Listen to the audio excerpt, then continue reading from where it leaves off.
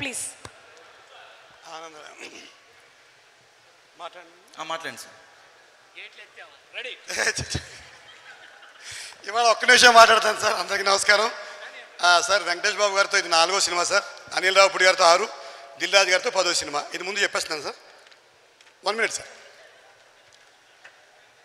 అనిల్ రావుపూడి గారి గురించి ఒక మాట చెప్తాను sir. Men making nation building అనేది స్వామి వివేకానంద చెప్పారు. అయితే సార్ సరే సార్ ఒక్క నిమిషమే. మెన్ మేకింగ్ నేషన్ బిల్డింగ్ అంటే ఆరోగ్యకరమైన మనుషుల్ని తయారు చేస్తే సమాజం బాగుంటుందని ఆ పాత్ర అనిల్ తీసుకున్నాడు సార్.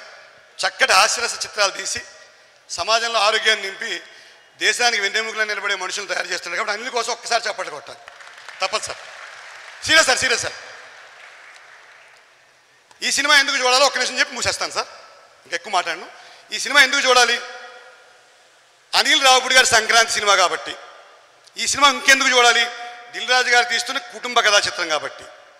ఇంకెందుకు చూడాలి చెప్పిన మూడో కారణం, విక్టరీ వెంకటేష్ గారు సంక్రాంతికి ఎప్పుడు వచ్చినా దుమ్ము లేపారు కాబట్టి. చెప్పకుండా ఇంకొక మాట సార్, నేను ఇంత మాట్లాడతాను వెంకటేష్ బాబు గారు అనుకోరు. ఎందుకంటే యాక్ట్ చేసినప్పుడు భయంగా దూరంగా నించునేవాడిని. నాకు ఏమైనా క్లోజప్లు వచ్చినా సార్ చూసేవారు ఎలా చేస్తాడు ఈ వైజాగ్ కలెక్టర్ అని. సంక్రాంతికి వస్తున్న సినిమా ఎందుకు చూడాలి అంటే, అంతర్వేదిలో ఓ మాంగారు ఉన్నారు. హైదరాబాద్ నుంచి అల్లుడు వస్తున్నాడు.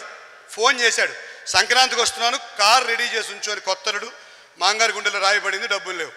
బ్యాంక్ మేనేజర్ని లోన్కి అడుగుతున్నాడు. ఈలోగా నాలాంటి వాడిని ఒక సలహా చెప్పాడు. ఏమవుతాయా, అమలాపురంలో సంక్రాంతికి వస్తున్నాను సినిమా చూపించే అల్లుడిని తీసుకెళ్ళి. ఆనందంతో ఉబ్బి తబ్బిపోయి కారు మర్చిపోయాడు, బైక్ మర్చిపోయాడు, అన్నీ మర్చిపోయి కోడలు కూతుర్ని గౌలించుకుని మామగారికే గిఫ్ట్ ఇచ్చే ప్రయత్నం చేశాడు. సో అందరూ కూడా అల్లుళ్ళని మోసం చేయొద్దు, కానీ సంక్రాంతికి వస్తున్న సినిమా చూపించేయండి. బైక్ కూడా అక్కర్లేదు, బైస్కిల్ చాలు. కానీ కూతురు అంటే ఇష్టం కాబట్టి తర్వాత ఎప్పుడో కొనిద్దాం. Thank you very much. ఏమండి టైంలో ముగించేశారంటో. నేను ఎక్కువ మాట్లాడాను. వచ్చాను. అవునా? Thank you. సూపర్. అసలు మీకు ఇంకా అల్లుళ్ళు లేరు కదా? ఏంటంటే మీకు అల్లుళ్ళు లేరు. ఇంకా కార్లు, ఈ బైస్కిల్ ఇంకా రాలేదు. Thank you. ఆనంద్ గారు మొహమ్మద్